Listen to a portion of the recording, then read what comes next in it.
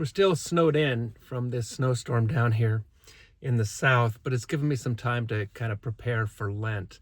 I want to show you what I do with our Lent and Easter calendar right here. One of the things that we found that's been great for the last 3 years is to offer each day in Lent for a particular person, our prayers and our sacrifices. And we have these cards, the Lenten prayer and sacrifice cards that we have. There are 40 of them, all different, 4 different cards, 10 of each. And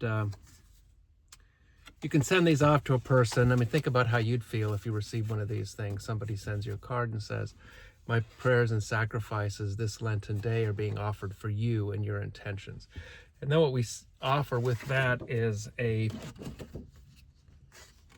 Lenten calendar, and on the back it's all of Easter. What I do, I'm starting to fill it in, as you see here, each day for Lent, who I'm offering my prayers and sacrifices for. It makes it easier for me, and it reinforces we're all in the body of Christ. So during Lent, I use the cards and I send them out for each person for each day.